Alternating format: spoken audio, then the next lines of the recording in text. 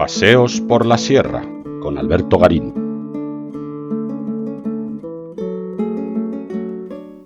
La necrópolis rupestre de La Cova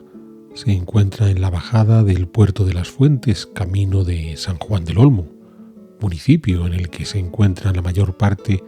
de las tumbas asociadas a esta necrópolis. Es una necrópolis que data entre los siglos 7 y 10, estamos hablando de la Alta Edad Media, de la última centuria del reino hispanogodo.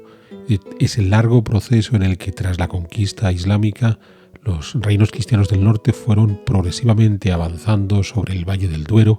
hasta que ya a finales del siglo XI lograron dominar el sistema central tras la conquista de Toledo. Es una necrópolis en la cual las tumbas se han encontrado por igual excavadas en la roca como auténticas inhumaciones enterradas bajo tierra, que se sitúa junto a la cabecera del valle del río Alamar. Un dato importante, esta ubicación. La necrópolis, como decíamos, parece que comienza a funcionar durante el siglo VII. Estaríamos hablando en un momento en el que ya se ha consolidado plenamente el reino hispanogodo y probablemente están empezando a ocupar espacios marginales, donde en principio las comunidades humanas no tendrían tendencia a vivir por las dificultades tanto en la orografía como sobre todo el clima. Este área de la Sierra de Ávila puede llegar a ser tremendamente frío durante el invierno, de ahí que sea poco habitable. Pero una sociedad dinámica donde los mejores territorios ya estuvieran ocupados, tiene sentido que los seres humanos pudieran instalarse en este lugar. Y su abandono en ese siglo X quizás hemos de asociarlo a todos los procesos bélicos que se estaban viviendo a medida que esos reinos cristianos del norte que mencionábamos antes se mostraban cada vez más capaces para avanzar sobre el sistema central y tratar de conquistar el Valle del Tajo, lo que hace que estas regiones, que podían haber permanecido durante los primeros siglos de la ocupación islámica de la península ibérica relativamente aislados, ahora se encontraban en el frente de batalla y sus habitantes, por tanto, pudieron optar por emigrar, ya fuera, sobre todo, a los territorios más allá del Valle del Duero, dentro de ese proceso de repoblación que estaban efectuando estos reinos cristianos del norte. Por tanto, estamos hablando de una necrópolis asociada a ese mundo tardo-visigodo, en los inicios de la conquista islámica y la posterior reconquista cristiana de estas zonas de la Sierra de Ávila, y estamos hablando de unas sociedades agrarias con unas capacidades económicas muy limitadas, pero que en cualquier caso decidieron que tenían un vínculo muy especial con este alto valle del río Alamar, en el que decidieron durante siglos hacerse enterrar, porque el número de tumbas registradas hoy se acerca ya casi a los 2 centenares y es posible que haya muchas más según sigan avanzando los estudios arqueológicos que aún hoy proceden al análisis fino de la zona tratando de entender los motivos de la ocupación de este lugar. En este sentido, hemos de recordar que el hecho de que las prácticas funerarias contemplaran tanto esas tumbas excavadas en la roca como la inhumación en el suelo es una de las primeras preguntas que no tenemos clara por qué se efectuó de esa manera, por qué esa alternancia. Quizás algo tan sencillo como mientras pudieron excavar en las rocas practicaron ese tipo de inhumación y cuando ya no había suficiente espacio directamente se hicieron enterrar bajo tierra en unas tumbas muy bien organizadas con unas gigantescas losas de piedra casi horizontales que cubrían esas sepulturas. Pero en cualquier caso, tanto fuera las excavadas en la roca como aquellas otras tumbas, ya digo, con sus paredes de piedra y sus losas cubriendo el espacio, lo importante es entender esa permanencia a lo largo de 4 siglos por los hombres de esta región de hacerse enterrar precisamente en este punto del valle alto del río Alamar, que a la larga es la siguiente gran pregunta a responder. ¿Cuál es la razón que les motivaba a venir a hacerse enterrar en este sector? Y además en un espacio muy amplio. En las imágenes estamos viendo solo uno de los sectores donde se han localizado las tumbas. Hay muchos más y prácticamente hay que recorrer cientos de metros para poder abarcar todo el espacio en el que se han localizado estas sepulturas, recordemos, entre los siglos VII y el siglo X. Unas sepulturas que con todo tienen algunos espacios de habitación asociados a las mismas. Unos espacios de habitación, por supuesto, insertos dentro de este valle alto del río Alamar, en el cual sobre todo destaca un sitio en concreto donde han sido capaces los arqueólogos de establecer algunos cuartos aparejados unos con otros, en un sector en el que podríamos pensar que más que encontrarnos en una aldea inserta en la necrópolis, ¿acaso estamos en una especie de casa del santero, de aquella persona, de aquella familia o de aquel grupo de familias que quizás estaban encargados de cuidar de todo este área y que a la larga eran los que daban mantenimiento a las diferentes sepulturas, o sencillamente facilitaban las siguientes inhumaciones según iban llegando nuevos cadáveres que enterrar?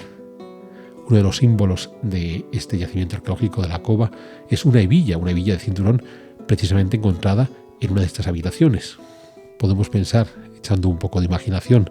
que a lo mejor en un momento dado uno de los miembros de la familia del santero decidió abrir una de las tumbas y recuperar una de esas hebillas, de ahí que la encontremos en una ubicación tan poco habitual. Por lo general, la mayor parte de estas hebillas altomedievales se localizan directamente en las tumbas, puesto que formaban parte del ajuar último que tenía el sepultado. Pero el hecho de que se encuentre localizado dentro de esta habitación nos puede llevar a intuir algún tipo de saqueo por parte, no sabemos si, ya digo, de los miembros de la familia del santero o de alguien que pudo llegar poco después, cuando quizás dejó de funcionar todo este entorno,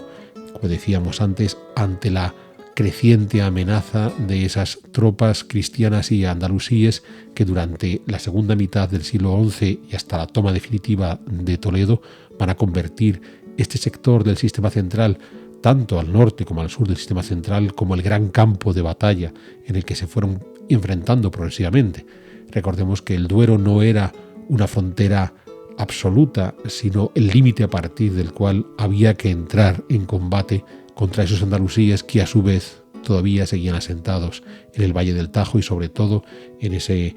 núcleo fundamental que era la ciudad de Toledo. Pues bien, como decíamos, en estas casas del santero, en estas casas de la familia que podía estar a cargo de la necrópolis, hemos podido distinguir una serie de pequeñas construcciones que además tenían unas cubiertas relativamente humildes, cubiertas vegetales, sobre las cuales después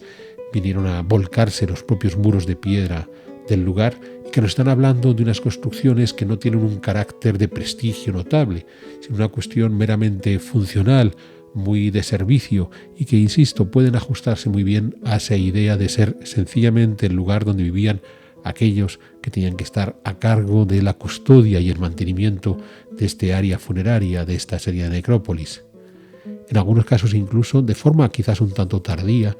parece que una de estas habitaciones llegó a ser uno de los últimos lugares en el que se practicó una de estas inhumaciones de la zona, lo que nos está hablando de un periodo muy final en el que se seguía manteniendo la tradición de acudir a este valle alto del Alamar para enterrarse, pero en un momento en el que quizás ya esa relativa organización que existía en la zona, donde lo que se pretendía era ir cuidando los sectores en los que podían ser enterrados los difuntos, dejando siempre al margen esta pequeña área de habitación para los encargados de cuidar el cementerio, ya ni siquiera esa ligerísima organización del espacio ya se podía mantener, porque, insisto, podemos estar en un momento final de esta ocupación de la necrópolis.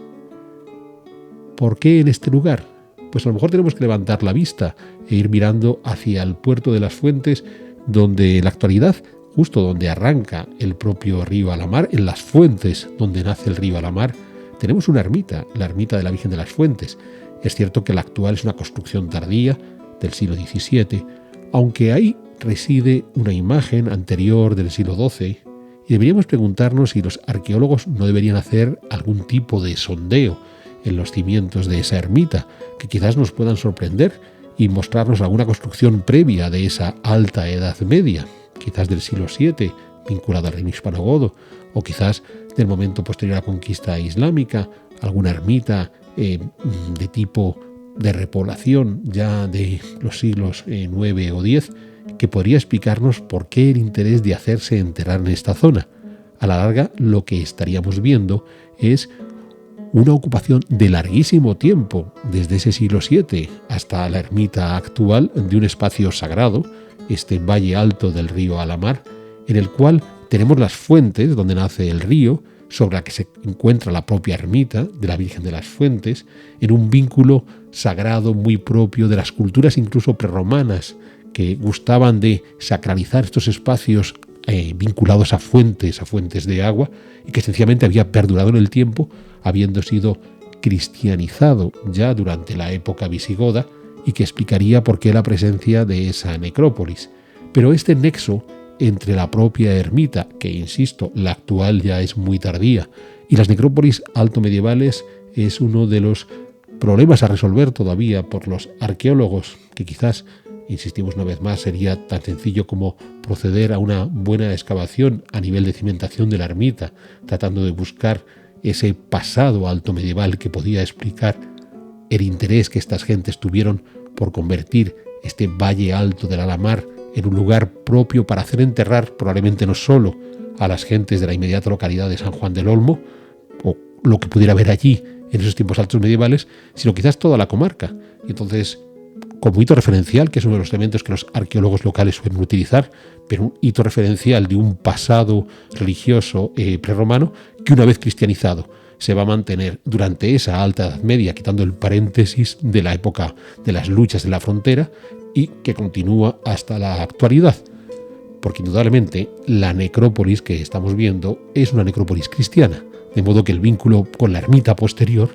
es algo que inevitablemente nos viene a la cabeza cuando vemos el lugar.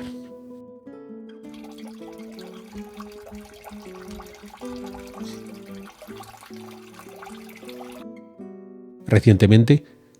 con motivo de la celebración anual en torno a la historia de San Juan del Olmo, han contratado al Clan del Cuervo, este grupo de recreacionistas históricos que en esta ocasión han ofrecido a los lugareños de San Juan del Olmo y a los visitantes que hemos acudido a la localidad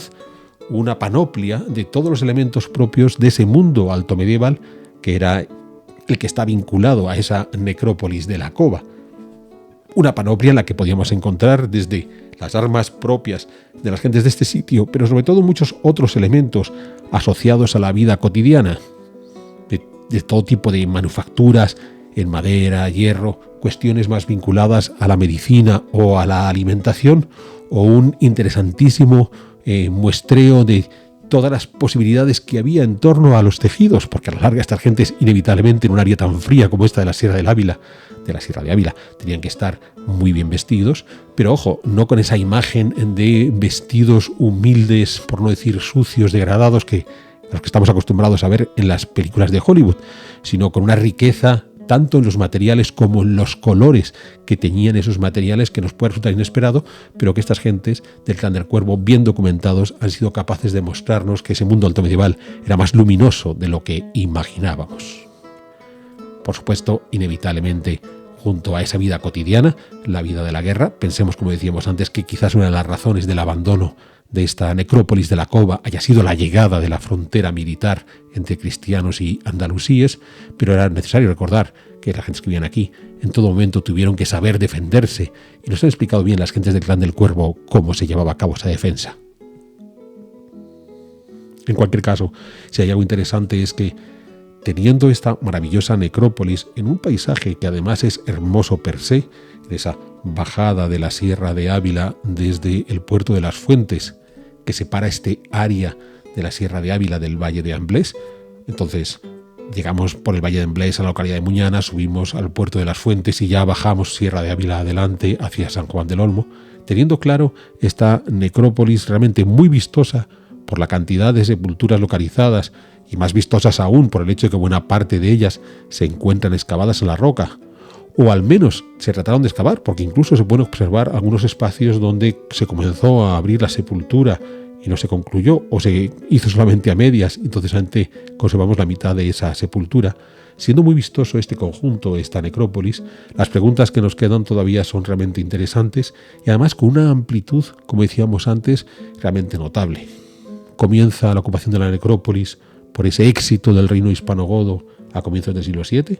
Se abandonó en el momento que este sector se convierte en la gran frontera de combate entre los reinos cristianos del norte y el reino andalusí de Toledo. Se va a recuperar este hito sagrado, pero ya vinculado a la ermita de las Fuentes con posterioridad,